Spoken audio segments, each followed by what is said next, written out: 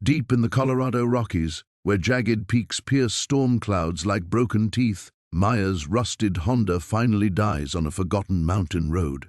8 months pregnant and fleeing a life that crumbled around her, she has nowhere left to run. That's when she sees it. A house carved directly into the living rock, its windows glowing amber against the storm. The engine gives one final, pathetic wheeze before falling silent. Maya sits in the sudden quiet, her hands gripping the steering wheel so tightly her knuckles have gone white. The dashboard clock reads 11:47 p.m., its green digits the only light in the darkness that has swallowed her car whole. Rain hammers against the windshield with increasing fury, each drop feeling like an accusation. She should be terrified. 3 days ago, she was sleeping on her sister's couch in Denver, clutching the eviction notice that had been her final wake-up call. 2 days ago, she was driving aimlessly through mountain passes, burning through her last $63 in gas money. Yesterday, she ate nothing but stale crackers and told herself everything would somehow work out. But terror requires hope, and Maya gave that up somewhere around the 3rd rehab facility. The baby kicks hard against her ribs, as if sensing her despair. She places a protective hand over the swell of her belly and whispers, "I'm sorry, little one. I'm so sorry." That's when the amber light catches her eye. At first, she thinks it might be another car, maybe even a ranger station. But as her eyes adjust to the storm-lashed darkness, she realizes the glow is emanating from what appears to be windows carved directly into the mountainside itself. The structure seems to emerge organically from the living rock, as if the mountain had somehow grown the dwelling, rather than having it carved by human hands. Maya fumbles for her phone, no signal naturally, and the battery is down to 7%. The cold is already seeping through the car's broken heater, and she knows she won't survive the night here. The strange house might be her only option. She pulls her thin jacket tight and steps into the storm. The rain immediately soaks through her clothes, and the wind nearly knocks her off balance. Pregnant and desperate, she stumbles toward the amber glow, using one hand to shield her eyes and the other to steady herself against the rocky slope. Up close, the dwelling is even more extraordinary. The entrance appears to be a natural archway, but the smooth curves and perfect proportions suggest deliberate design. There's no door, just an opening that seems to beckon her forward. Most unsettling of all, no rain falls within the archway's threshold, as if an invisible barrier protects the entrance. Maya hesitates for only a moment before stepping inside. The warmth hits her immediately, not the dry heat of a furnace or the crackling warmth of a fireplace, but something deeper and more organic. It seems to emanate from the walls themselves, wrapping around her like a gentle embrace. She strips off her soaked jacket and looks around in wonder. The interior defies logic. Smooth stone walls curve gracefully into a vaulted ceiling, and soft amber light emanates from veins of some luminescent mineral that threads through the rock like golden blood vessels. But it's the symbols that make her archaeological training kick in, pushing through years of drug-fogged memory.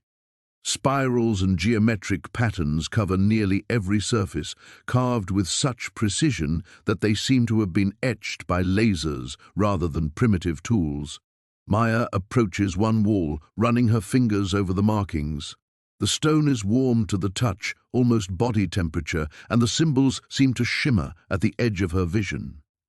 She knows these patterns should mean something. During her graduate work at UC Boulder, she'd specialized in pre-Columbian cultures of the American Southwest.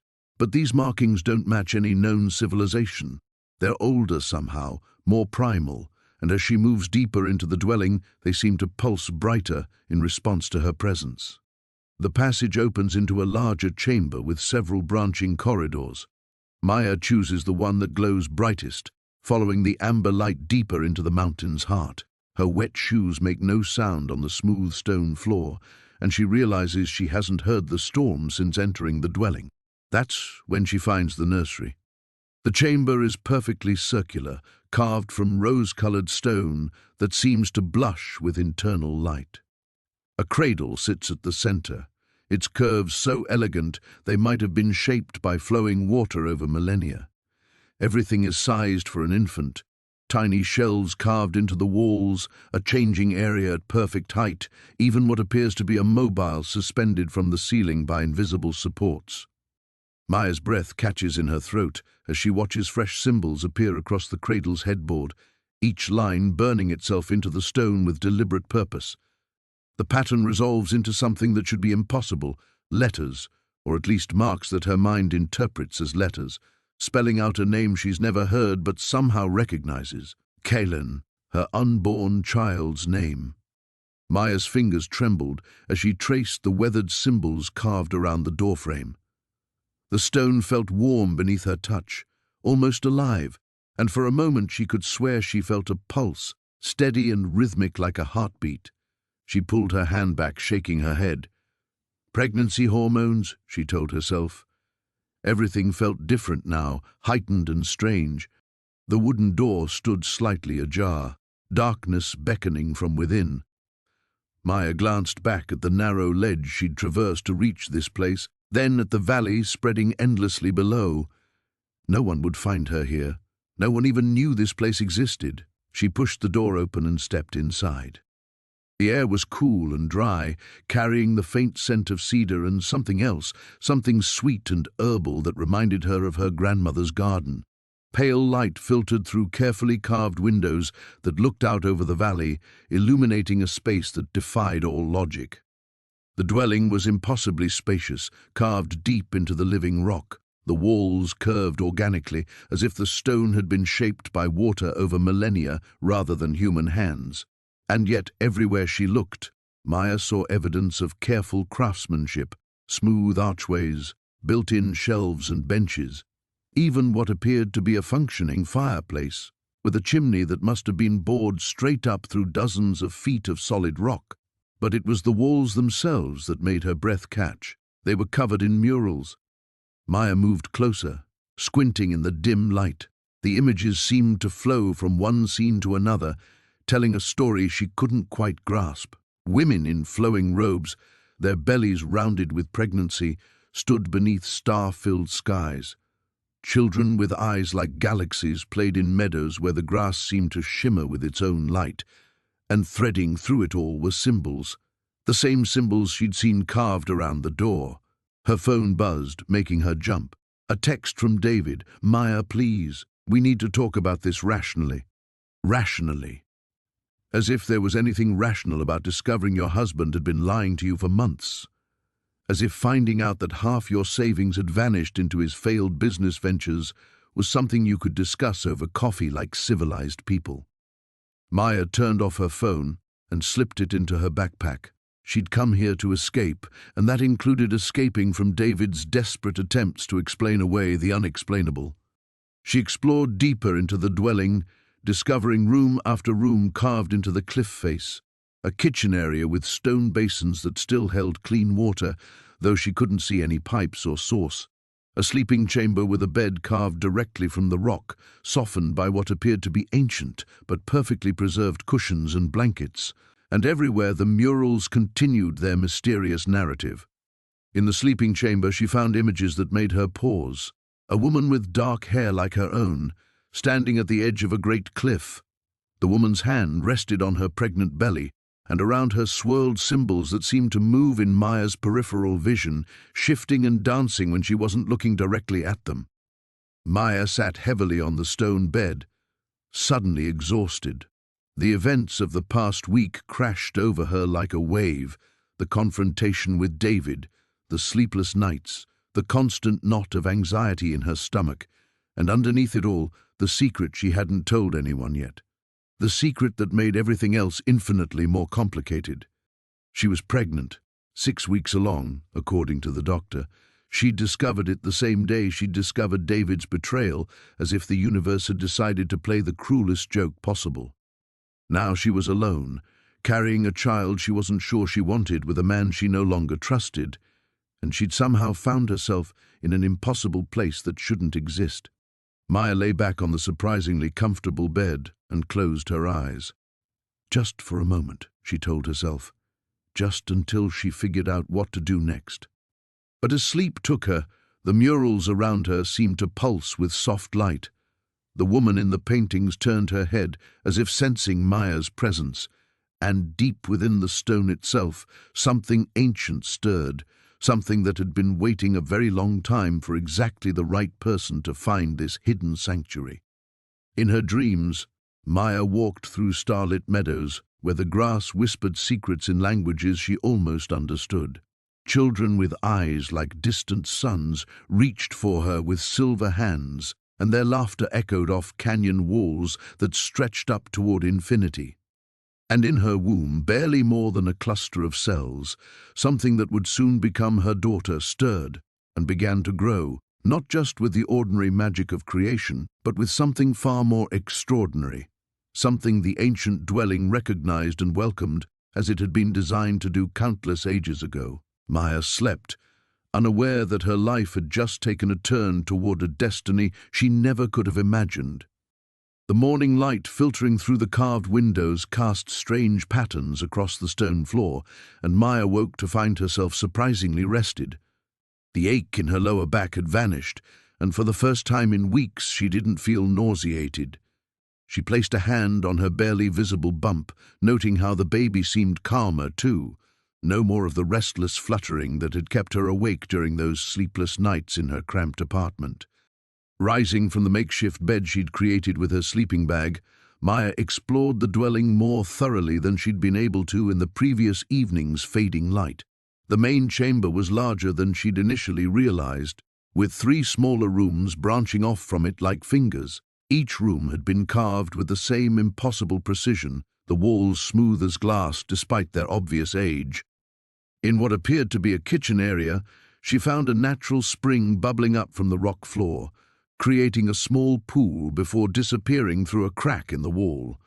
The water was crystal clear and surprisingly warm. When she cupped it in her hands to drink, it tasted better than any bottled water she'd ever had, clean and somehow energizing. But it was the walls that truly captured her attention.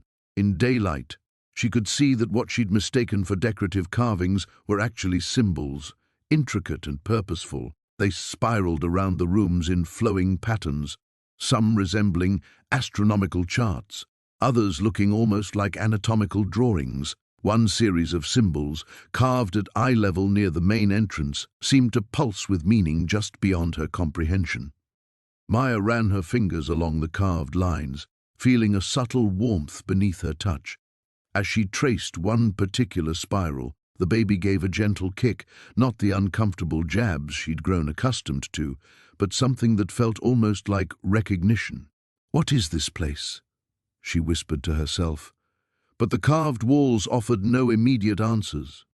She spent the morning organizing her few belongings and making the space more livable.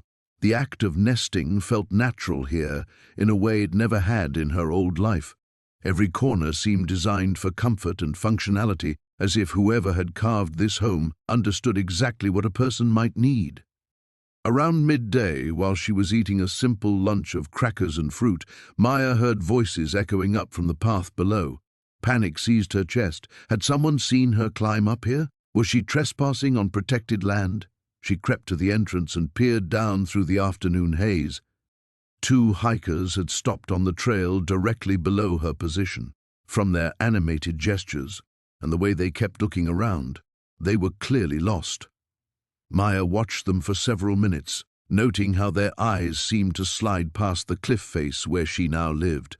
They looked directly at her location multiple times, but their gazes never seemed to focus on the carved entrance or the obvious signs of human habitation. It was as if they couldn't see it. The realization sent a chill through her despite the warm day.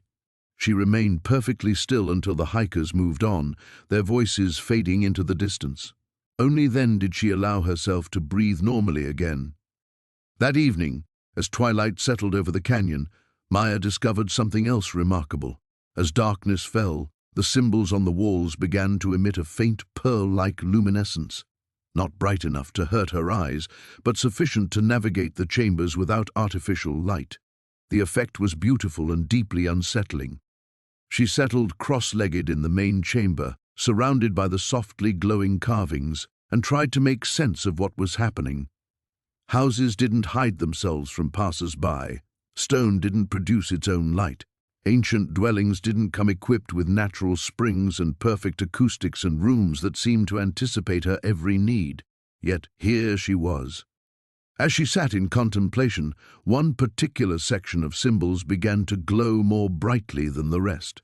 Maya approached cautiously, studying the intricate patterns. Ththese carvings depicted what looked like a woman, hands placed protectively over her rounded belly. Surrounding the figure were symbols that resembled celestial bodies, stars, moons, and something that might have been a comet. The moment Maya's fingertips touched this section of wall, images flashed through her mind with startling clarity. She saw other women who had lived in these chambers, each one pregnant, each one seeking refuge from trouble she couldn't quite grasp. Some wore clothing from centuries past, others from more recent decades. All of them had the same expression of cautious hope that Maya recognized from her own reflection. The visions lasted only seconds, but they left her breathless and certain of one impossible truth. This place had been waiting for her specifically, not just for any pregnant woman in need of shelter, but for her. For Maya, for the child she carried. The house knew her, and somehow it knew what was coming. The morning light filtered through the narrow windows, casting long shadows across the stone floor. Maya had slept better than she had in months, despite the unfamiliar surroundings. The carved alcove had cradled her like a protective embrace, and for the first time since discovering her pregnancy, the constant anxiety in her chest had eased. She stretched, feeling the baby shift slightly within her. 22 weeks now, and still she hadn't told David. Still couldn't bring herself to face the conversation that would either save their marriage or destroy it completely. Here, in this impossible place carved from living rock, those problems felt distant, as if they belonged to someone else's life. Maya ran her fingers along the smooth walls as she explored deeper into the dwelling. The passages seemed to branch organically, following the natural contours of the cliff face.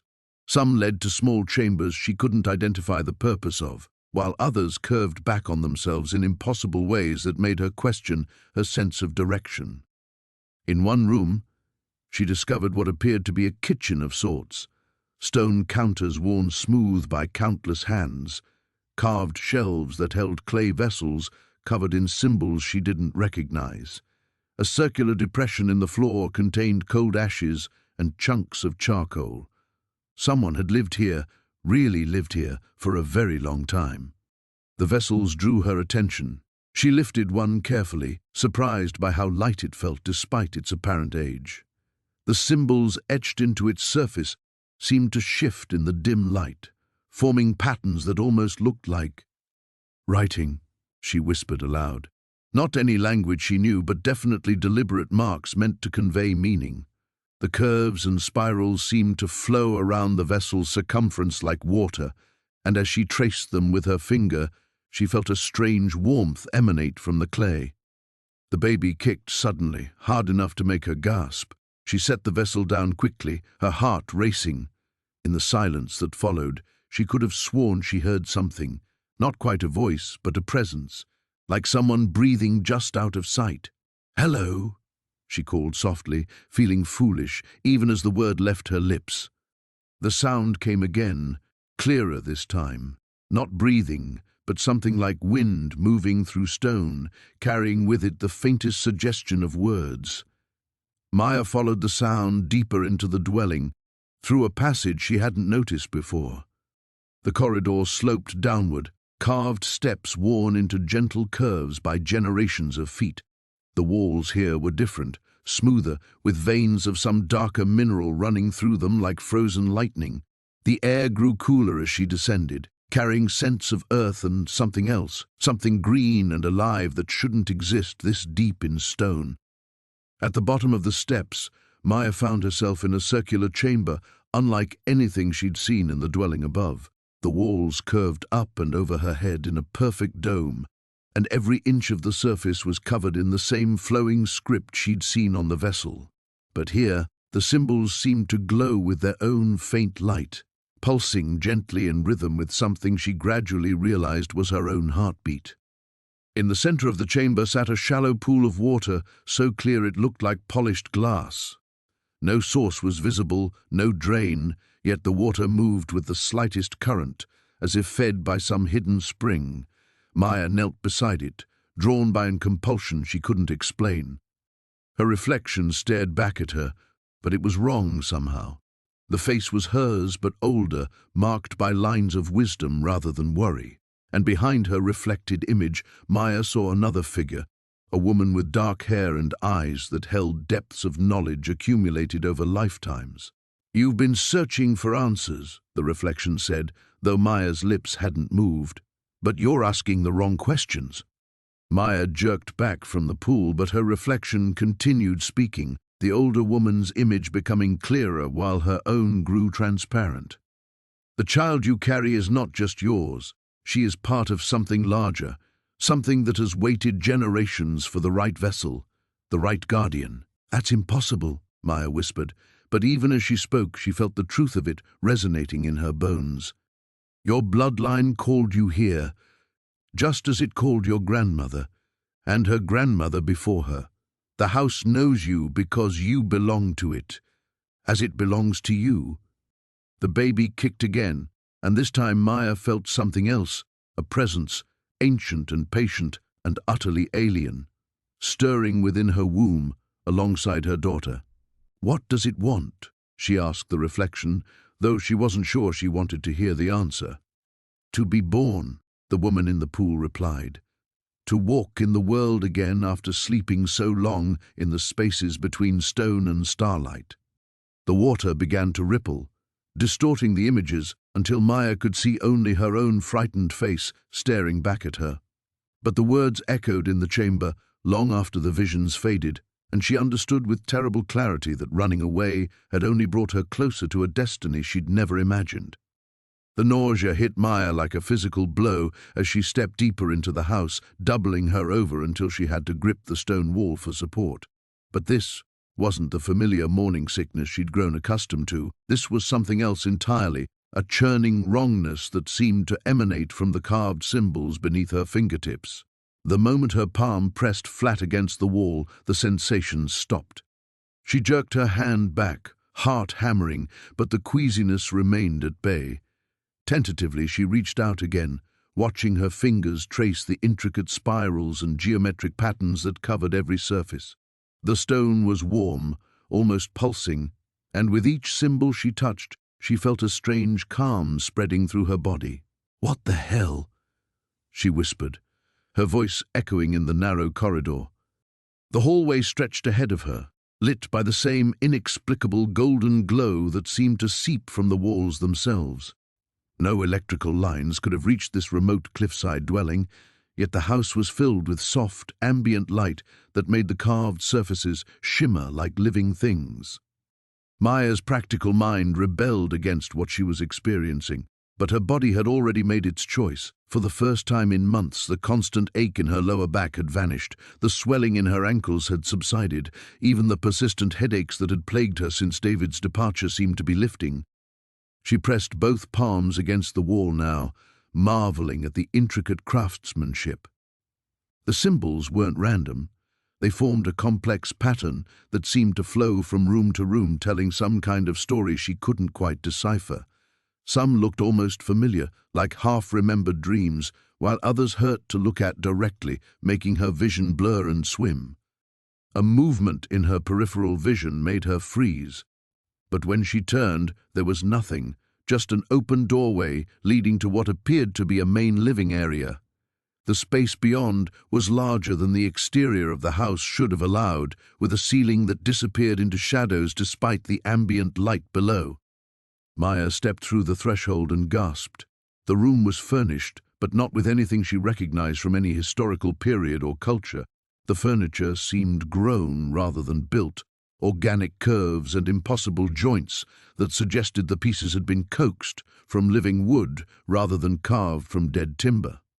A low table sat in the center of the room, its surface covered with the same symbols that adorned the walls, but these were filled with what looked like silver or mercury, creating a map of flowing, shifting lines. But it was the far wall that made her breath catch in her throat. Where the exterior suggested solid stone, the interior opened onto empty air, a vast window or balcony that looked out over a landscape that definitely wasn't the familiar hills and forests she'd hiked through to get here. This view showed rolling grasslands under a sky the color of old bronze, with strange geometric structures dotting the horizon like a scattering of crystal dice. Maya blinked hard, certain she was hallucinating, but the alien vista remained. She approached the opening cautiously, half expecting to feel wind or hear sounds from the impossible world beyond. But there was only silence and the gentle, warm air that circulated through the house. She was dreaming. That had to be it. The stress of the pregnancy, the divorce, losing her job, it had all finally caught up with her, and she was having some kind of breakdown in the woods. Maybe she'd fallen and hit her head. Maybe she was lying unconscious somewhere while her mind conjured this elaborate fantasy. But when she looked down at her hands, she could see the dirt still embedded under her fingernails from her morning in the garden. When she touched her face, she felt the salt tracks of real tears. This wasn't the fuzzy, disconnected sensation of a dream. This was immediate and visceral and absolutely impossible. A flutter in her belly made her look down, and she froze.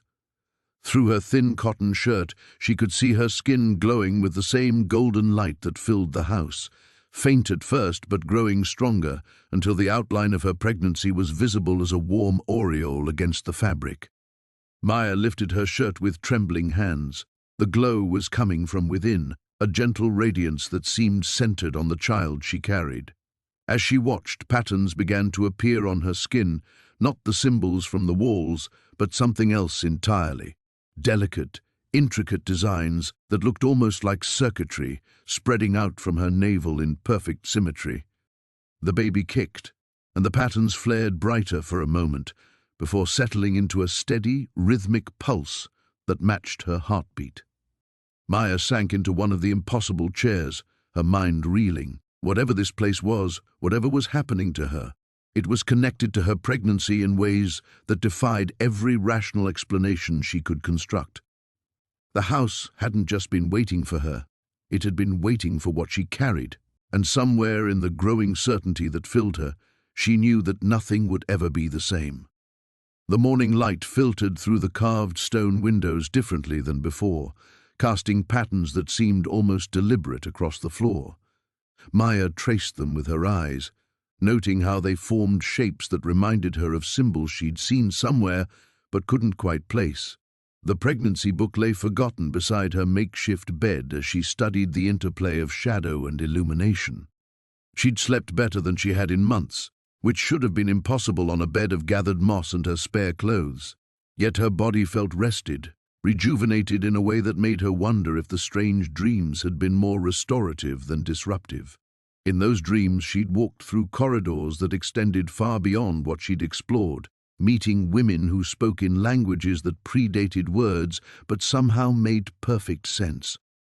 Rising carefully, Maya pressed a hand to her barely rounded belly. The flutter she'd felt yesterday was stronger now, more insistent.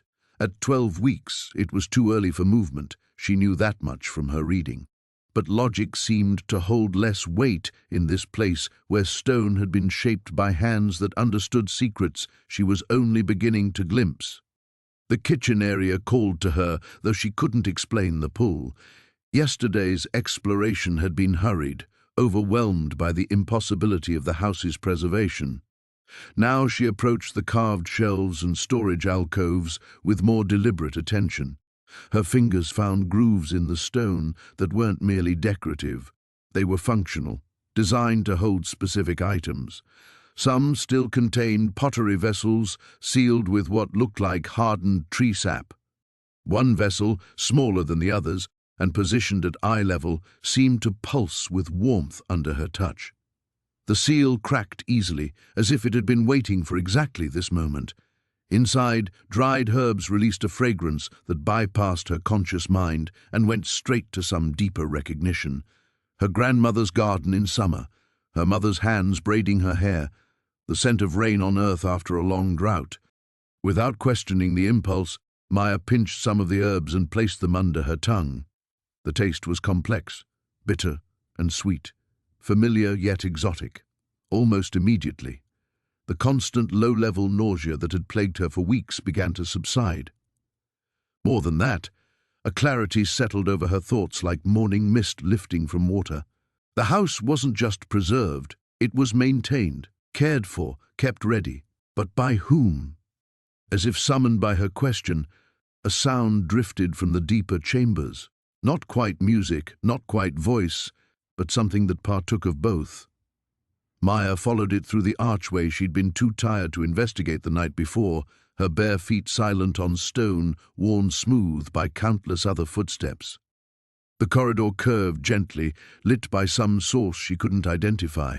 Not sunlight, they were too deep in the cliff for that. Not firelight, there was no flicker or smoke. The illumination simply existed, steady and warm, revealing alcoves carved into the walls at regular intervals. Each alcove held objects, carved figures of women in various stages of pregnancy, bowls containing different dried herbs, small mirrors made from polished stone that reflected her image with unsettling clarity. The passage opened into a circular chamber that took her breath away. The ceiling disappeared into darkness above, but the walls were covered in paintings that seemed to move in her peripheral vision. Women giving birth, children being raised, hands passing down knowledge from one generation to the next. But these weren't primitive cave paintings. They were sophisticated, detailed, executed with a skill that belonged in museums. At the center of the chamber stood a pool of water so still it looked like black glass. As Maya approached, she realized the sound she'd followed wasn't coming from ahead of her. It was rising from the water itself, low, rhythmic, like a heartbeat amplified through liquid medium. She knelt beside the pool, and her reflection stared back with eyes that seemed older than her 28 years. But it wasn't her reflection that made her gasp. In the water's surface, superimposed over her image, she could see the outline of her unborn child with impossible clarity. Not as it was now, barely formed and thumb-sized, but as it would be, as it was meant to be. The child in the water's vision was beautiful, healthy, surrounded by a light that spoke of potential and purpose. But there was something else, a marking on the child's forehead, a symbol that matched the shadows she'd traced on the floor that morning. Maya's hands trembled as she reached toward the water, but before she could touch its surface, footsteps echoed from the corridor behind her. Slow, deliberate steps that belonged to someone who knew these passages well, someone who had been waiting for her to find this place, to see what she needed to see. The footsteps stopped at the chamber's entrance, and Maya turned to face whoever had been watching over this impossible sanctuary, her heart hammering with the certainty that her life was about to change in ways she couldn't yet imagine. The contractions started just after dawn, pulling Maya from a restless sleep with a grip that felt nothing like the gentle practice runs she'd experienced before. She pressed her palms against the carved stone wall, the ancient symbols seeming to pulse beneath her touch as wave after wave of pain rolled through her. "Not yet," she whispered to the empty chamber. "It's too early." But the house seemed to disagree. The air itself thrummed with anticipation, and the morning light filtering through the crystal formations cast shifting patterns that almost looked like writing. Maya had learned to read some of the house's moods over the past weeks, and today felt different, charged with an energy that made her skin prickle and her unborn child restless. Another contraction seized her, stronger this time, and she doubled over with a cry that echoed off the stone walls. The sound came back to her changed, layered with harmonics that shouldn't have existed, as if the house itself was singing her pain back to her, transforming it into something else entirely. She tried to remember everything she'd read about premature labor, about when to worry and when to wait, but those medical facts felt distant and inadequate here. In a place where natural laws seemed more like gentle suggestions, the child inside her had been growing at an impossible rate anyway, as if time moved differently within these walls. The next contraction brought with it something unexpected, a flash of image that wasn't quite vision, wasn't quite memory. She saw herself as a child, standing in her grandmother's garden, while the old woman pointed to herbs Maya had forgotten the names of. Feverfew and motherwort, angelica and blessed thistle, plants that could ease pain and strengthen the body for what was to come. Maya's eyes snapped open. How did she remember that? She'd been barely 6 when her grandmother died, and those garden walks had felt more like boring chores than lessons. But now the knowledge sat clear and complete in her mind, as if someone had opened a door she hadn't known existed. Following an instinct she couldn't name, she made her way to the chamber she'd started thinking of as the pantry. It was here that food appeared, not conjured from nothing, she'd realized, but drawn from some vast storehouse that existed beyond the visible walls. Today, when she placed her hands on the stone shelves, she asked not for bread or fruit, but for the herbs her grandmother's voice whispered in her memory.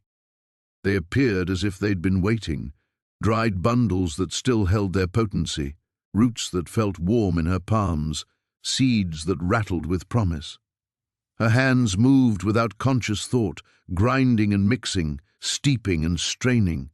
The scents that rose from her work were earthy and green, touched with something wilder that might have been magic or might simply have been hope. The tea she brewed tasted of spring mornings and her grandmother's gentle hands. As she drank, the crushing grip of the contractions began to ease, though they didn't stop entirely. Instead, they took on a different rhythm, purposeful rather than desperate, working with her body instead of against it.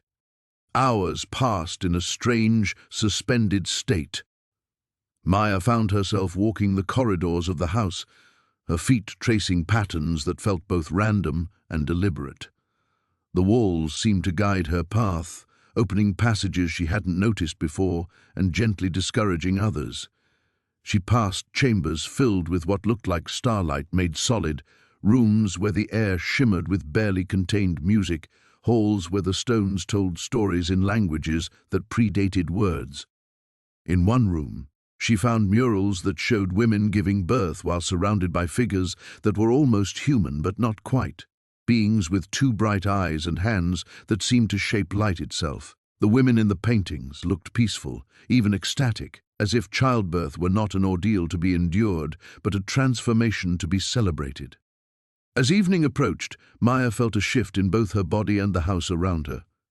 The contractions were coming more regularly now, but each one brought with it that strange double vision, pain overlaid with images of knowledge she'd never learned. She saw birthing positions that would ease the child's passage, breathing techniques that would help her body open and release, ways of moving that would work with the cosmic forces that seemed to be gathering in the stone walls. The house was preparing itself too. Lights appeared in the walls without flame or fuel, casting a warm golden glow that seemed to emanate from the stones themselves. The temperature regulated itself perfectly, neither too warm nor too cool. Even the air took on a different quality, thick with oxygen and something else that made each breath feel like nourishment. As night fell outside the cliff face, Maya made her way to the central chamber where she'd first found the crib. The stone cradle sat exactly where it had been, but now it no longer looked empty. It looked expectant, ready to fulfill the purpose for which it had been carved by hands unknown, in times forgotten, for a moment that was finally arriving. Maya's fingers trembled as she traced the symbols etched into the nursery wall, each one pulsing with that familiar golden warmth. The house had shown her glimpses before, fragments of visions, whispers of possibility, but this felt different, more urgent. The air itself seemed to thicken with anticipation, and she could swear she heard the faint sound of a heartbeat that wasn't her own. "What are you trying to tell me?" she whispered to the empty room. The response came not in words but in sensation. The floor beneath her feet grew warm, and suddenly the carved symbols blazed with light. Maya gasped, stumbling backward as the entire wall transformed before her eyes. The stone seemed to melt away, revealing not another room, but something far more extraordinary. She was looking into what appeared to be a vast library, its shelves stretching impossibly high into shadows. But these weren't ordinary books. The volumes glowed with the same golden light as the symbols, and as Maya watched, pages turned themselves, words flowing like liquid across ancient parchment. A figure moved between the stacks, tall and graceful, with long dark hair that reminded Maya achingly of her own. The woman's face was obscured by distance and shifting light, but when she turned, Maya caught a glimpse of familiar features: her grandmother's nose, her mother's determined chin, her own stubborn mouth. "The bloodline remembers," the figure said, and though her voice was little more than a whisper, it carried clearly across the impossible space. "What was lost shall be found. What was broken shall be made whole." Maya pressed her palm against what should have been solid stone but felt like cool air. "Who are you?" "I am what you will become," the woman replied, moving closer. "And you are what I once was. The child you carry is the bridge between all we were and all we might yet be." The golden light intensified, and Maya saw other figures emerging from the library's depths. Women of different ages, different eras, but all sharing variations of the same features. A young girl with Maya's eyes clutched a wooden doll. An elderly woman whose silver hair was braided with what looked like starlight held a crying infant. A middle-aged woman in clothes Maya didn't recognize stood beside a cradle that seemed to float in mid-air. "Your family," the first woman explained, and Maya realized with a shock that she was looking at generations of her own bloodline, the daughters of the Cliff House. "Each of us was called here when the time was right, when the child we carried needed the house's protection." Protection from what? Maya's voice cracked with the weight of questions she wasn't sure she wanted answered. The library scene began to fade, replaced by something darker. Maya found herself staring into what looked like a storm, not of wind and rain, but of shadow and malevolent intent.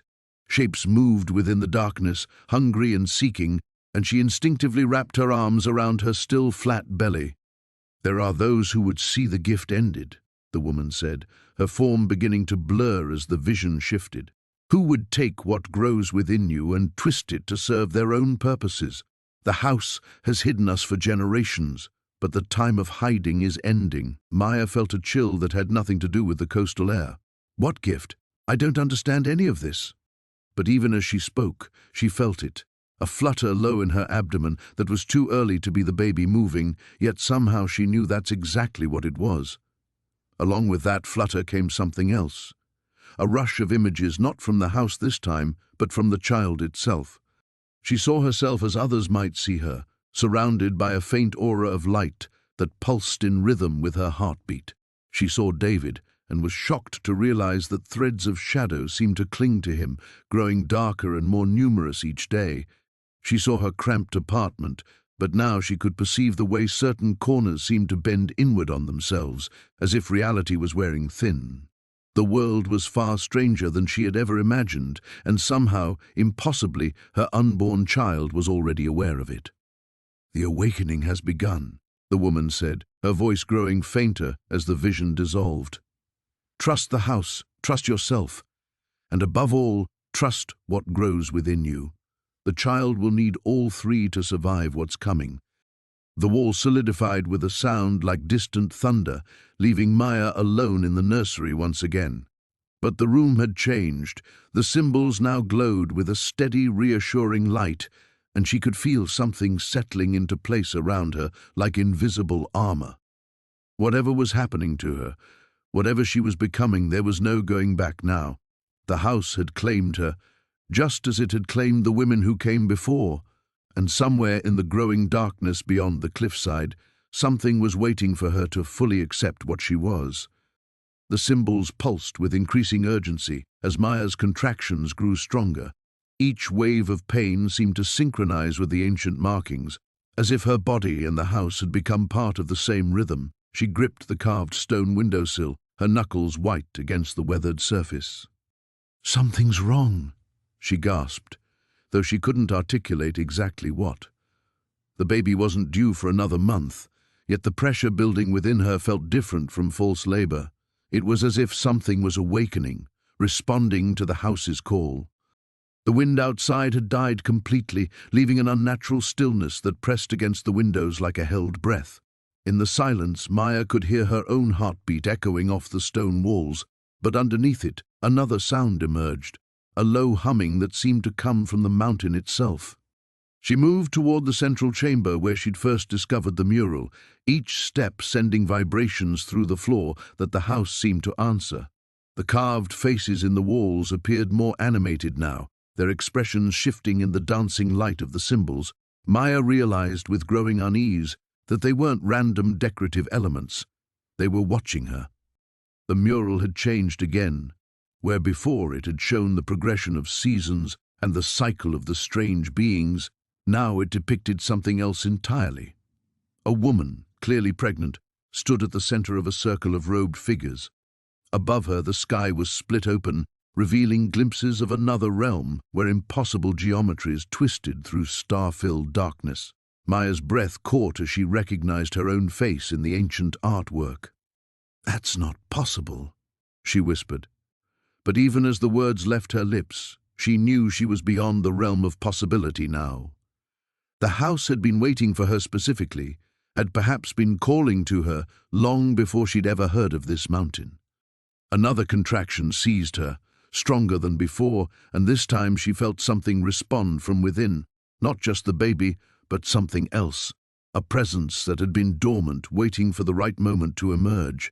The symbols on the walls flared brighter, and Maya saw her shadow cast multiple times across the chamber, each shadow slightly different, as if reflecting different versions of herself from parallel moments. She remembered the journal entries she'd found, the desperate writings of previous inhabitants who had also been drawn to this place. They had written of transformations, of births that changed not just families but entire bloodlines. Some had called it a blessing, others a curse. All had agreed it was irreversible. The humming grew louder, and Maya realized it was coming from the walls themselves. The mountain was singing, a deep harmonic that vibrated through her bones and seemed to resonate with the life growing inside her. She pressed her hand to her belly and felt movement unlike anything she'd experienced before, not the familiar kicks and shifts of a developing baby, but something that seemed to be rearranging itself, evolving in response to the mountain's song. Fear and wonder warred within her as she understood the truth. This wasn't just a pregnancy anymore. The child she carried was becoming something new, something that belonged as much to this ancient place as it did to her. The house hadn't just been offering her shelter, it had been preparing for a birth that would bridge two worlds. She made her way to what had once been a bedroom, now transformed by the presence that filled the house. The simple furniture had somehow become more elegant, as if the wood itself was remembering an earlier, more refined form. Tapestries that hadn't been there before hung from the walls, depicting scenes of other women who had undergone this same transformation. As another wave of pain and pressure washed over her, Maya saw flashes of their experiences, births that had lasted days, children born with eyes that reflected starlight, bloodlines that carried the memories of the mountain itself. She was part of a chain that stretched back thousands of years, each link forged by women who had found this place in their darkest hour. The reality of her situation crystallized with startling clarity. There would be no normal birth, no ordinary child. Whatever emerged from this union of human desperation and ancient power would be something unprecedented. The thought should have terrified her, but instead she felt a strange peace settling over her. She had been running from an impossible situation, from poverty and judgment, and a future that held no hope. Now she was stepping into something that transcended all of those concerns. Her child would never want for anything, would never be ordinary or overlooked, but they would also never be entirely human. The symbols reached a crescendo of light, and Maya felt the final transformation beginning. The house around her seemed to exhale, as if it too was laboring to bring something new into existence. In the distance, she could hear what sounded like voices singing in harmony with the mountain's ancient song, welcoming both mother and child into a legacy that would reshape the very fabric of reality. The morning light filtered through the carved windows differently now, casting patterns that seemed almost deliberate across the stone floor. Maya traced the shadows with her eyes, noting how they formed shapes that reminded her of symbols she'd seen in dreams she couldn't quite remember. The house hummed around her, a sound so subtle it might have been her imagination, but she'd grown to recognize it as the dwelling's heartbeat. Her hand rested on her belly, which had begun to show the slightest curve. The child within stirred more frequently now, and with each movement came flashes of images that weren't her own. Ancient faces, ceremonies conducted by firelight, women with knowing eyes who seemed to look directly at her across centuries of time. She'd tried to leave twice since the night the walls had shown her the truth about her bloodline. Each time, she'd made it as far as the path leading down from the cliffs before an overwhelming compulsion drew her back. It wasn't fear exactly, but something deeper, a certainty that leaving now would be catastrophic, for reasons she couldn't comprehend. The journal she'd found hidden in the kitchen alcove lay open beside her. Its pages, written in multiple hands across generations, told stories of women who'd sought refuge in this place. Each entry described the same progression: arrival, revelation, transformation. But the final entries were always the same, a single line written in a different hand as if someone else had completed their stories. She became what she was meant to be. Maya shivered, though the house maintained a constant, comfortable temperature regardless of the weather outside. She'd noticed other changes too. Her reflection in the mirror-smooth pool showed subtle alterations. Her eyes held flecks of silver that hadn't been there before, and her hair seemed to move independently in still air. More concerning were the moments when she caught glimpses of other faces looking back at her, women with features similar to hers but unmistakably ancient. The child kicked, and with it came another vision. This time she saw the house as it had been originally, not carved but grown, shaped by will and power she couldn't understand. Women stood in the main chamber, their hands raised toward the ceiling, and something responded to their call. The stone itself became malleable, forming rooms and passages according to their needs. When the vision faded, Maya found herself standing in a part of the house she'd never seen before. The walls here were covered in carvings more intricate than any she'd discovered elsewhere. They depicted a progression, women arriving at the cliffs, entering the dwelling, and emerging changed. But these transformed figures bore children that glowed with an inner light, and their offspring grew to become bridges between worlds. "What do you want from me?" she whispered to the empty chamber. The answer came not as words, but as understanding that bloomed in her mind like a flower opening to sunlight. The child she carried wasn't just her own, it was the culmination of a bloodline carefully preserved across centuries. Each generation had been guided to this place, prepared for the role of guardian and conduit. The dwelling hadn't been built to house people, it had been created to nurture possibilities. Her phone, which had lost signal days ago, buzzed unexpectedly in her pocket. The screen showed a message from David, though she knew such communication should be impossible here. "Maya, please come home. Whatever you're running from, we can face it together." But as she read the words, they shifted before her eyes, rearranging themselves into something else entirely. The choice must be made freely, but know that some paths cannot be retraced. She dropped the phone, watching it clatter across the carved floor.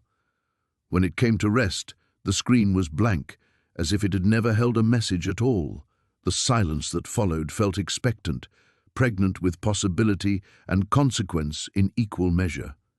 Moving to the chamber's center, Maya placed both hands on her belly and closed her eyes. The child responded immediately, its movements synchronized with the house's subtle pulse. She could feel the dwelling's ancient consciousness brushing against her own, patient but urgent. Time was running short, not for her, but for something larger that she was only beginning to comprehend. The carvings on the walls began to glow faintly, and she realized they weren't just depicting history, but actively recording her presence. New lines appeared in the stone, etching themselves into existence as she watched. They showed her standing in this very chamber, but the Maya in the carvings bore the same otherworldly features she'd glimpsed in her reflection. As the glowing intensified, she felt the first real stirrings of fear since arriving at the cliffs. Not fear of the house or its intentions, but fear of the choice she sensed approaching. Once made, there would be no return to her old life, no pretending that the ordinary world could contain what she was becoming. The child kicked again, stronger this time, and with it came one final vision, herself standing at the cliff's edge, no longer hiding but transformed into something that could protect and guide others like her. But the price of that transformation was written in the expressions of the women who had come before, beautiful, powerful, and irrevocably changed. The stone beneath Mira's feet hummed with an energy she could feel in her bones. Each step down the spiral staircase sent vibrations through her body, and the child within her womb responded with gentle movements that seemed to match the rhythm of whatever ancient power pulsed through the mountain's heart. The walls grew smoother as they descended, no longer rough-hewn rock, but polished surfaces that reflected the crystalline light in fractal patterns. Symbols carved into the stone became more elaborate, more purposeful, forming what looked almost like a written language that shifted and changed when she wasn't looking directly at it. The deeper chambers were forbidden to most. Lydia's voice echoed strangely in the narrow space. Only the keepers were allowed to witness what lay beneath. Mira's hand traced along the wall for support, and where her fingers touched, the symbols flared briefly with silver light. What am I going to find down there? The truth about what your child will become. The staircase opened into a vast circular chamber that took Mira's breath away. The ceiling soared high above them, disappearing into darkness, while the walls curved in perfect symmetry. But it was the center of the room that drew her attention. A pool of water so still and clear it looked like polished obsidian, reflecting the strange light that emanated from crystals embedded in the chamber walls. Around the pool's edge, 7 stone pedestals stood empty, their surfaces worn smooth by countless years.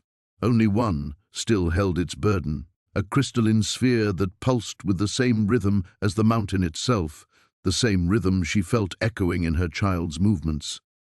"The heart chamber," Lydia whispered, her voice filled with reverence and sorrow. "Where the guardians were chosen, where the covenant was sealed."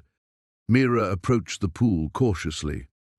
The water's surface began to shimmer as she drew near, ripples spreading outward without any visible cause. Images formed in the depths, not reflections, but visions of times long past. She saw women like herself, pregnant and desperate, finding their way to this very chamber. She watched as they placed their hands on the crystal sphere, saw the light that would flow from it into their bellies, transforming the children they carried. Some emerged radiant with joy, their babies destined to become protectors of the ancient knowledge. Others screamed as the light consumed them, their children changed into something far more alien and powerful. "Not all survived the choosing," Lydia said softly. "The mountain demanded much from those who would bear its guardians. And if I refuse?" Mira's voice was barely a whisper. "Then your child will be born human, fragile, mortal. The line will remain broken, and the seals that hold back the darkness will continue to weaken. Eventually, they will fail entirely." In the pool's depths, new images swirled. Cities burning, creatures of shadow pouring through tears in reality, the world consumed by chaos as ancient prisons crumbled. Mira saw her own child among the victims, a normal little girl who would never live to see her 5th birthday as the world ended around her. That there were other visions too.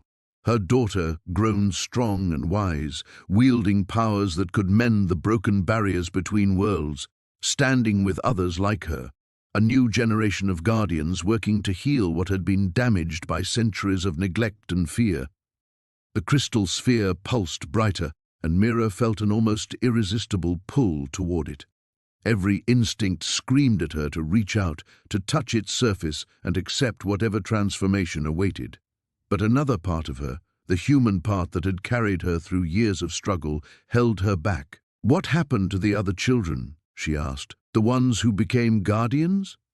Lydia's expression darkened. "Some lived normal lives, their powers dormant, until the world had need of them. Others were driven mad by visions they couldn't understand, by abilities they couldn't control.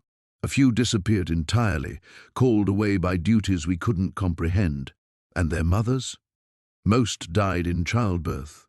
The human body wasn't meant to carry such power to term. Those who survived, the connection to their children changed them, made them something between human and other.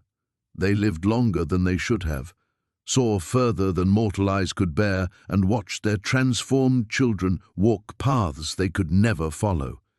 Mira's hand moved instinctively to her belly, feeling the child's restless stirring.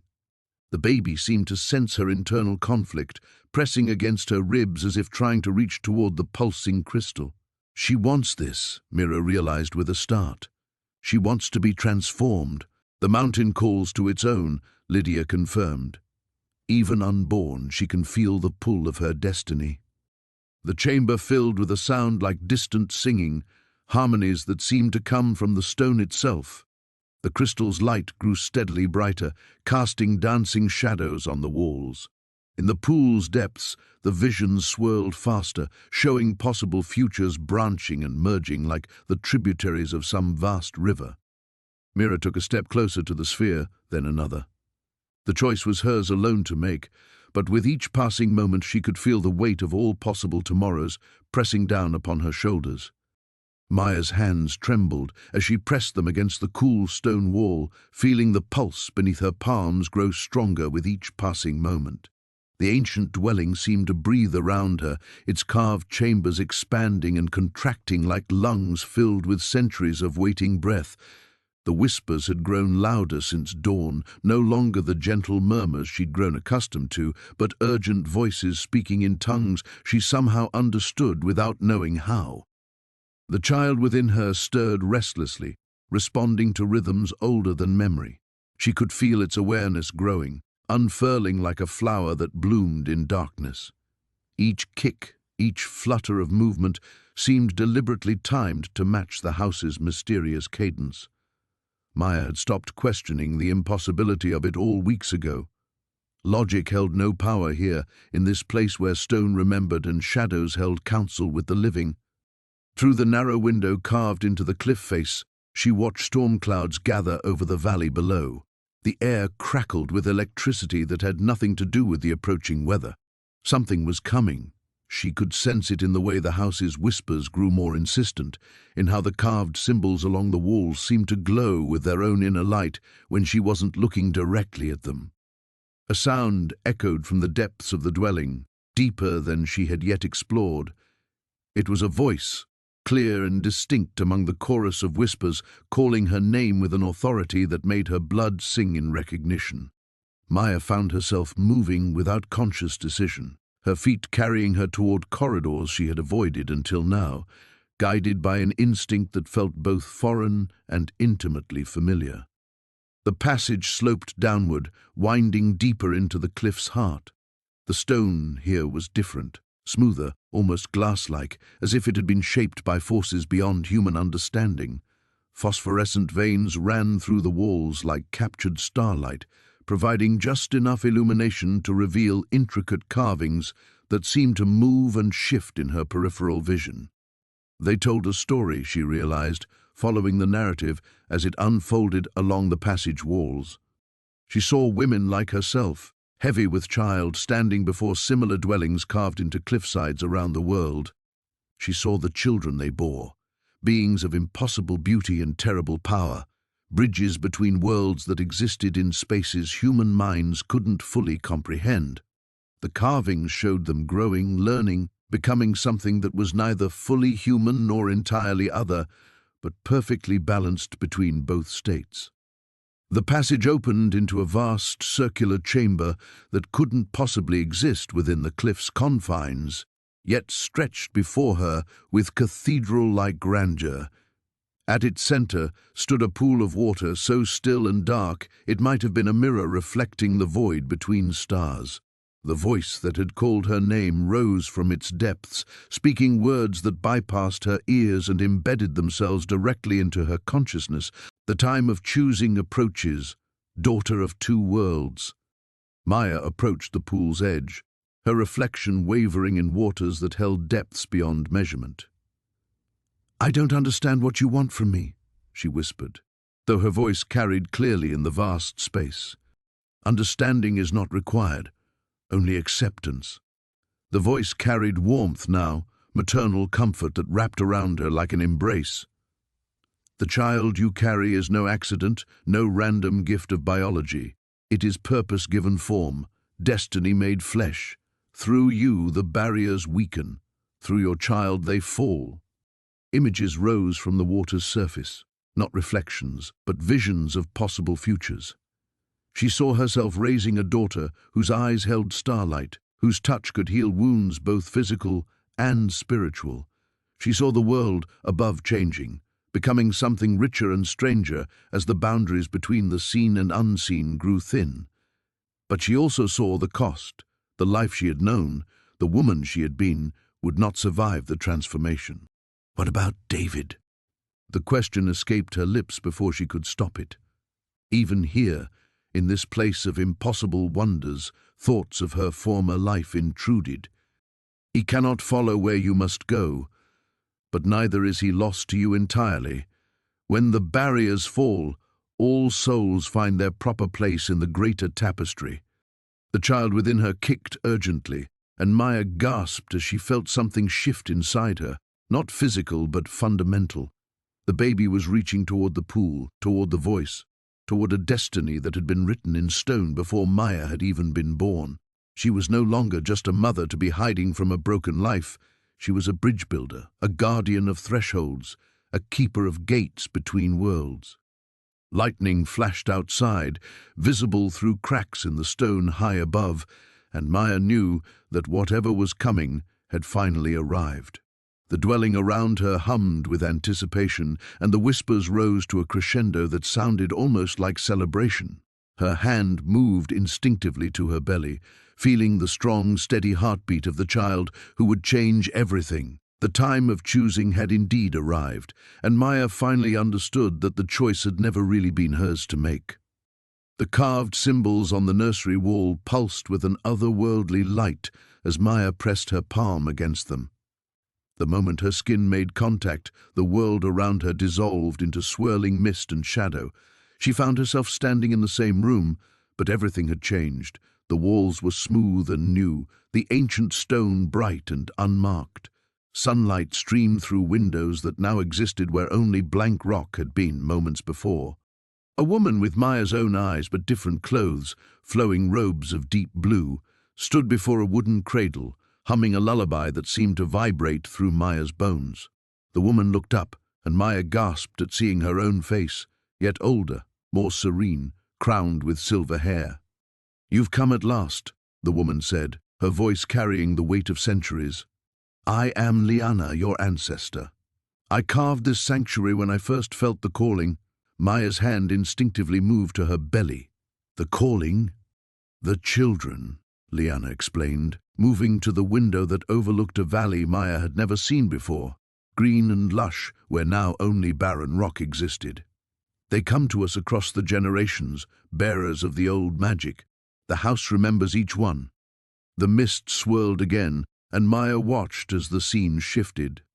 Different women, all bearing her bloodline's distinctive features, appeared throughout the room across different time periods. Some wore medieval gowns, others simple peasant clothes, and one wore what looked like ancient Celtic robes. Each tended to a child that seemed to glow with soft, ethereal light. "We are the Guardians," another voice said. Maya turned to see a woman in Victorian dress, her hair pinned in an elaborate style. "I am Constance. The world grew suspicious of our gifts in my time. I had to hide here for 3 years while my daughter learned to control her abilities." A third figure materialized, a woman in 1940s clothing with worry lines etched deep around her eyes. "I'm Helen. The wars made everything more dangerous. People were looking for explanations, for someone to blame. When strange things started happening around my son, she trailed off, watching a memory play out of a young boy accidentally levitating toys while bombs fell in the distance. Maya felt overwhelmed by the weight of their collective experiences. But what does this have to do with me? My baby isn't even born yet. Liana smiled gently. The house called to you because it sensed what grows within you. Your child will be the most powerful yet, a bridge between worlds. The old magic is awakening as our realm grows thin, and she will need every protection we can give her. She? Maya's breath caught. Oh yes, Constance nodded. A daughter. I can see her light even now, stronger than any we've harbored before. The room shifted again, and Maya saw herself in the future, holding a small girl with platinum hair and eyes that seemed to hold starlight. The child waved her tiny hand, and flowers bloomed from the stone walls. Another gesture, and she seemed to be speaking with something invisible, something that made the air shimmer with joy.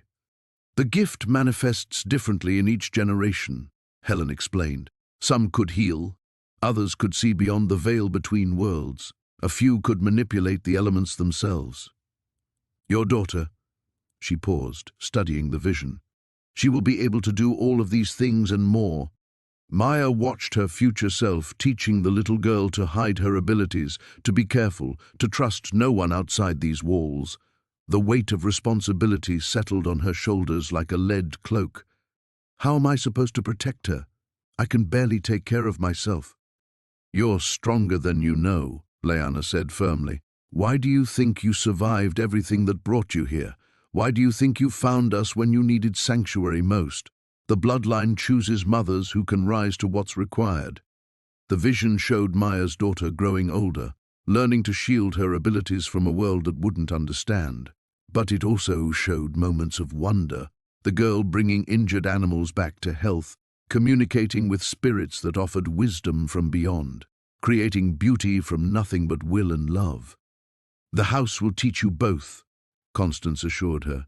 Its memories contain centuries of knowledge about hiding gifts, about surviving in a world that fears what it cannot understand. As the visions began to fade, Helen stepped forward urgently. But beware, there are those who have always hunted our kind. They've grown stronger in recent years, more organized. The house will protect you here, but beyond these walls. She left the warning unfinished. Maya felt the stone wall solidifying under her palm as the present reasserted itself. The other women's forms grew translucent, but their voices remained clear. We are always with you now, Liana said. Call upon our memories when you need guidance. The house will show you what you need to know. The light faded, leaving Maya alone in the nursery, but she no longer felt lost or afraid. Purpose filled the hollow spaces in her chest where despair had lived. Her daughter would be extraordinary, and Maya would be ready.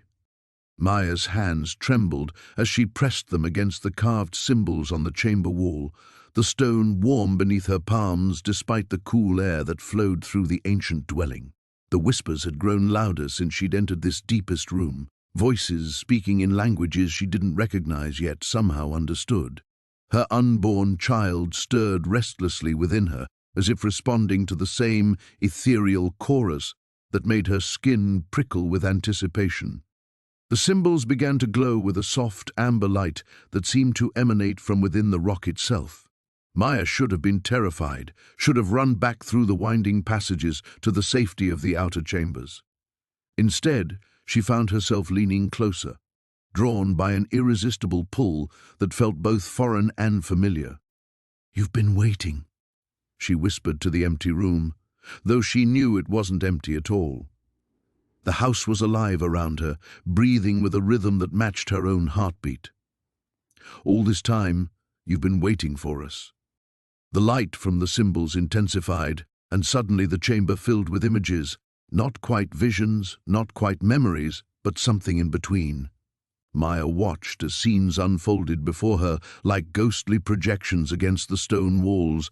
She saw women throughout the centuries, all heavy with child, all standing in this very chamber.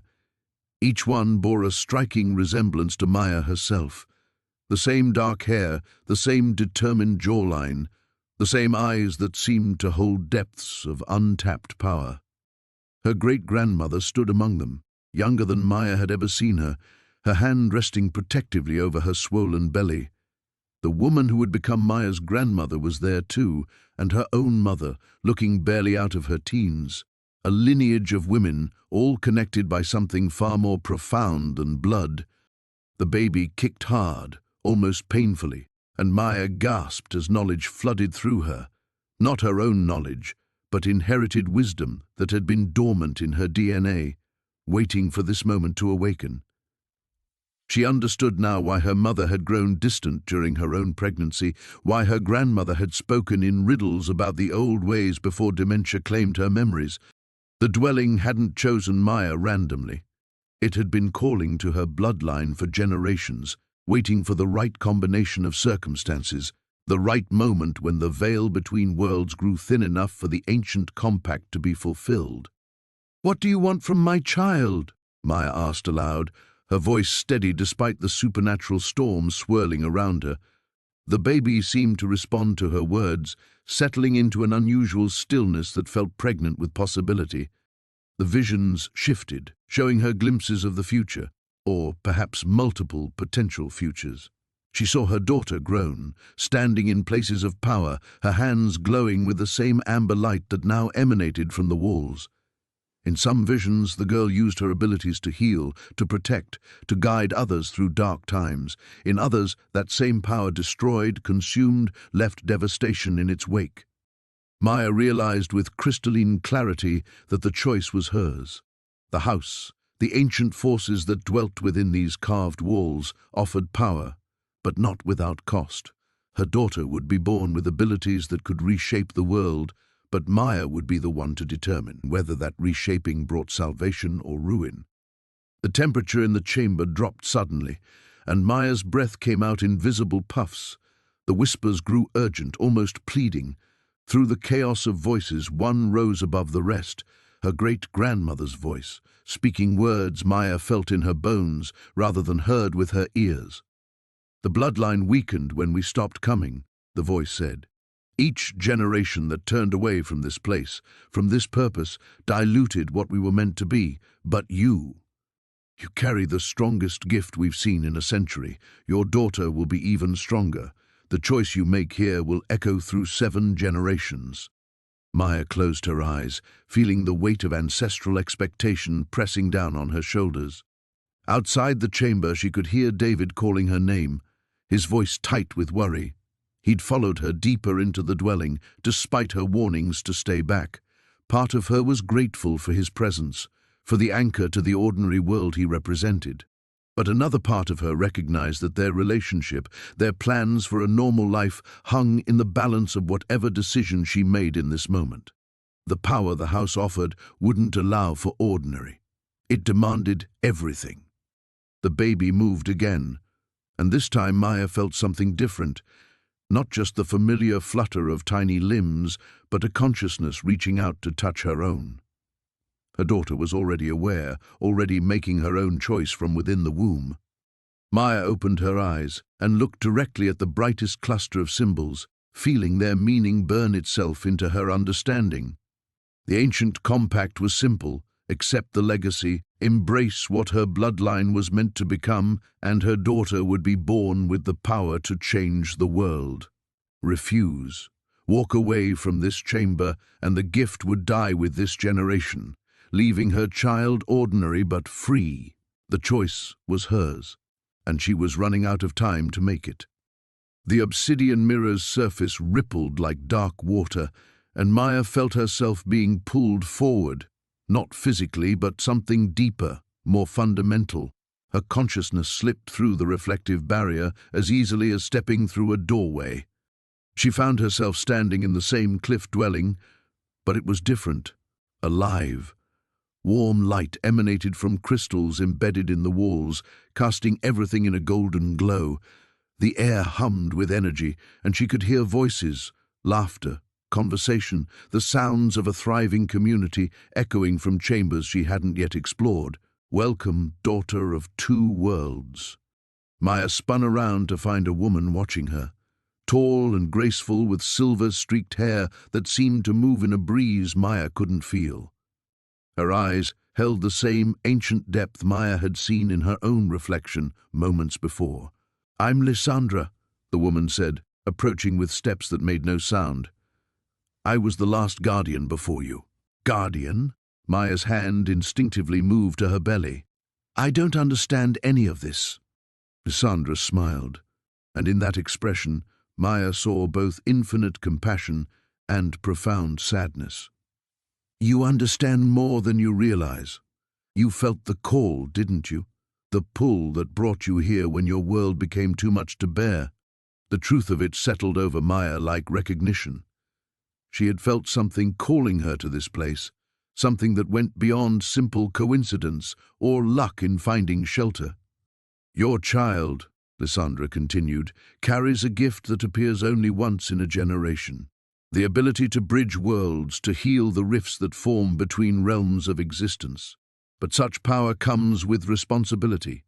Maya watched as the chamber around them shifted, walls becoming transparent to reveal sweeping vistas of landscapes that defied physics, floating islands connected by bridges of light, forests where the trees grew downward from a star-filled sky, oceans that flowed upward in impossible spirals. "These are the connected realms," Lysandra explained. "For millennia, guardians have maintained the balance between them. When I died, the bonds began to weaken. Reality started fraying at the edges." "The strange weather," Maya whispered, remembering the increasingly erratic patterns she'd noticed before fleeing to the cliffs. The animals behaving oddly, the way shadows seemed to move wrong. Signs that the barriers between worlds are failing. Lysandra's expression grew grave. "Your daughter will have the power to restore them, but only if she's trained properly, only if she understands her heritage." Maya felt a chill that had nothing to do with temperature. "What if I'm not ready for this? What if I can't protect her?" "Protection isn't about shielding her from her destiny," Lysandra said gently. "It's about preparing her to embrace it. The house has been waiting, preserving knowledge, keeping the sanctuary intact for her arrival." The golden light around them pulsed, and Maya felt the presence she'd sensed since entering the dwelling, not malevolent as she'd feared, but watchful, protective. The house itself was alive in a way, a guardian keeping vigil across the years. "Show me," Maya said, surprising herself with the steadiness in her voice. Lysandra nodded and gestured toward the mirror, which had followed them into this vision space. Its surface now showed images in rapid succession. Maya holding a dark-haired infant whose eyes held starlight, teaching a toddler to touch the crystal walls and make them sing, watching a young girl step through doorways that opened onto other worlds entirely. "The training begins before birth," Lysandra explained. "Your connection to this place is already affecting her development, awakening abilities that would otherwise lie dormant. When she's born, she'll be able to see the connections between all things, to understand the language the house speaks." Maya saw herself in the mirror as she would be, confident, purposeful, moving through the dwelling's chambers, with familiarity born of years of practice. She saw herself older, teaching her daughter to weave light between her fingers, to step sideways through reality, to sense the health of the barriers between worlds. "But the choice is yours," Lysandra said softly. "You can leave, return to your old life. Your daughter would still be special, but the connection would fade. The realms would continue drifting apart until they collapse entirely. And if I stay, you become something more than you were. Both of you do. But you can never go back to the simple life you once knew." Maya closed her eyes, feeling the weight of decision pressing down on her. When she opened them again, the vision was fading, the golden light dimming as she found herself back in the familiar chamber with its cold stone and flickering shadows. But now she could hear it, the house's heartbeat, slow and steady beneath her feet. She could feel the presence of other guardians who had walked these halls, their knowledge waiting in the walls themselves. Her daughter kicked, a gentle flutter that felt like agreement, like recognition. "Like coming home," Maya placed both hands on her belly and whispered, "We'll stay." The house sighed around her, a sound like wind through ancient trees, and for the first time since arriving, Maya felt truly safe. The ancient chamber beneath the house pulsed with a rhythm that matched Elena's heartbeat, or perhaps her heart had synchronized itself to the mountain's deeper pulse. She pressed her palms against the carved walls, feeling the vibrations travel through stone, through flesh, through the fluid that surrounded her unborn child. "You're beginning to understand," Mira said from the shadows. The old woman's voice had changed, carrying harmonics that seemed to resonate from multiple throats. "The house chose you because it recognized what grows within you."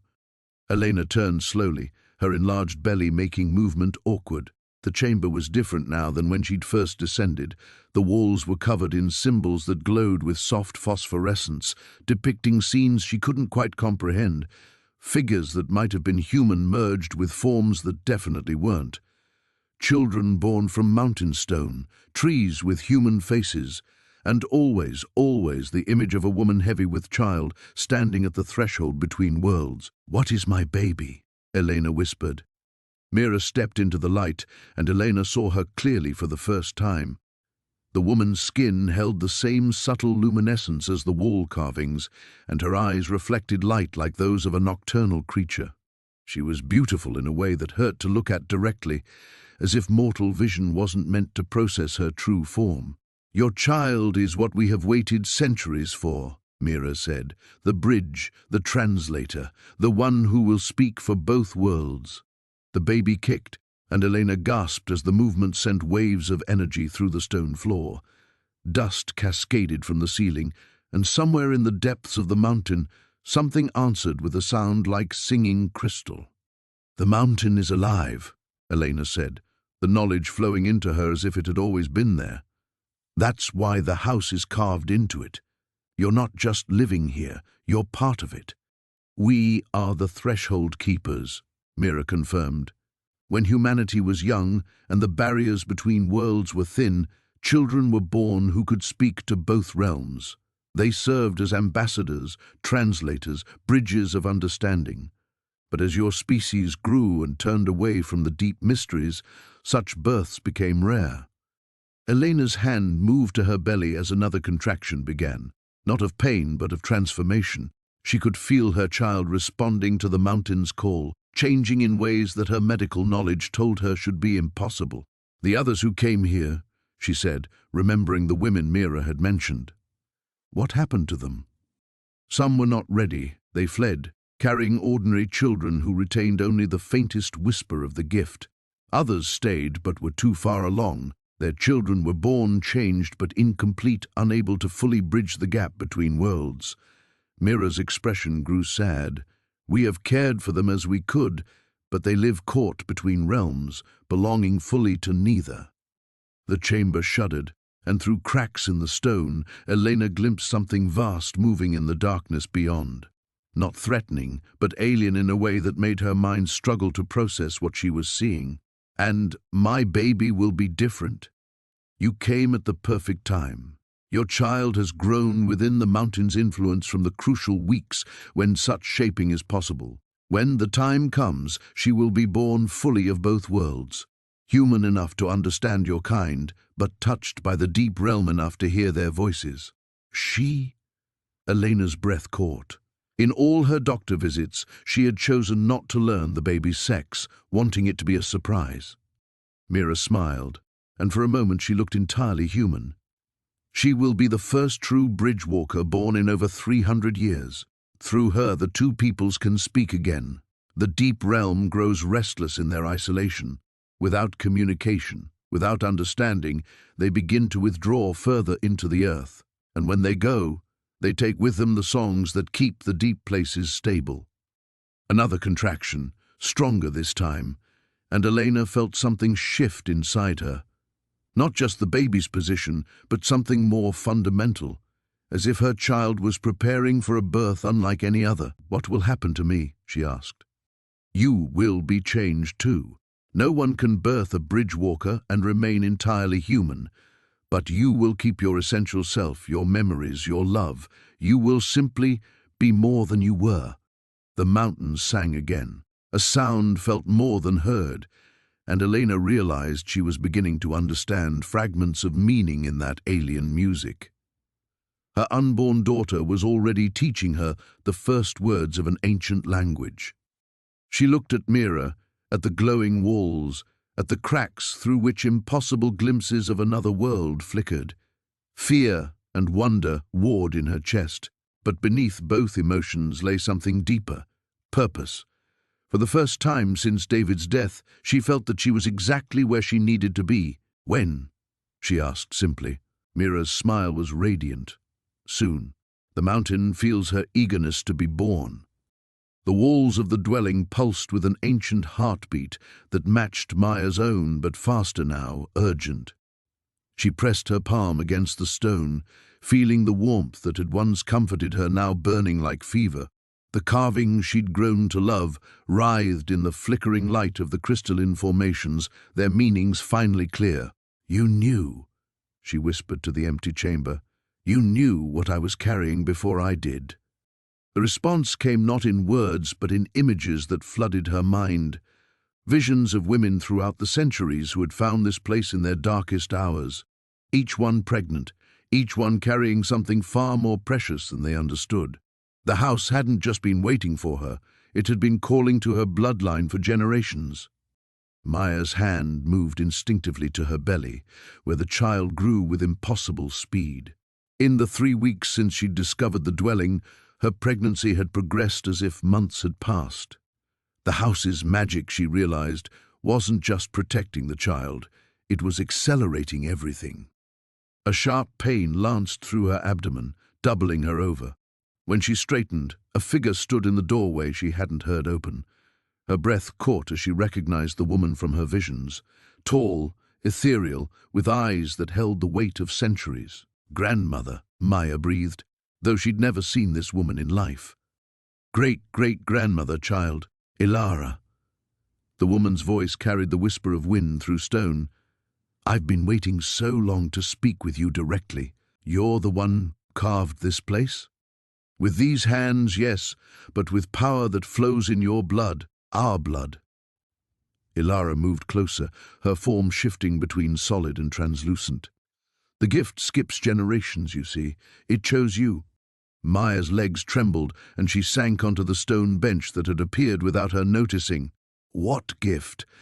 I don't understand any of this. The child you carry isn't just yours, Maya. It belongs to both worlds, the one you know and the one that exists in the spaces between. Your daughter will be a bridge." "Daughter?" The word escaped as a whisper. "The last in our line with the old power. The one who will heal the rift between realms that has been growing wider with each passing year." Ilara's form solidified as she knelt beside Maya. But she cannot survive in the ordinary world, not yet. She needs time to grow strong in a place where magic still flows freely. Another contraction gripped Maya, stronger this time. She gasped, understanding flooding through her with the pain. "That's why you built this place. That's why it called to me."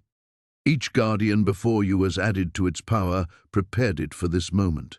The dwelling will protect her, nurture her gifts until she's ready to fulfill her purpose. "And what about me?" Maya's voice cracked. "I came here broken, running from everything. I don't know how to be a mother to someone extraordinary." Ilara's cool hand touched Maya's cheek. "You think you're here by accident? That your pain, your struggles mean you're unworthy?" She laughed, a sound like silver bells. "Child, it's precisely because you've known darkness that you can raise a daughter of light. Your scars make you strong enough for what's coming." The dwelling shuddered around them, dust falling from the ceiling as another contraction hit. Maya cried out, her body preparing for something that should still be months away. In the distance, she heard footsteps echoing through the corridors, heavy, urgent, familiar. "David," she gasped. Somehow, he'd found her. "The choice is yours now," Ilara said, her form beginning to fade. "You can leave with him, return to the world that wounded you, but if you do, the child will not survive what she is. Or you can trust in what has been built here, in the power that flows through generations of women who chose love over fear. "Maya!" David's voice rang through the stone chambers, closer now. "Maya, where are you?" She could hear the desperation in his voice, the love she'd been too afraid to trust. Part of her wanted to run to him, to collapse into his arms and let him take her back to everything safe and ordinary. But the child moved within her, and she felt the immense potential there, not just for her daughter, but for both worlds that needed healing. Ilara was almost transparent now, just a shimmer in the air. "Whatever you choose, know that you are loved, that you have always been exactly who you were meant to be." Maya struggled to her feet as another contraction peaked. The choice wasn't just about her anymore. It never had been. The dwelling hummed around her, patient and eternal, while her husband's footsteps drew closer to the chamber where everything would change. She closed her eyes and felt the weight of destiny settling on her shoulders like a cloak woven from starlight and stone. The cliff house trembled as Maya pressed her palm against the ancient stone wall, her other hand cradling her belly. The whispers that had haunted her for weeks now rose to a crescendo, no longer fragmented voices, but a clear, harmonious song that seemed to emanate from the very rock itself. "I understand now," she whispered to the darkness. The child within her stirred, and for the first time since discovering this place, Maya felt no fear, only a profound sense of coming home.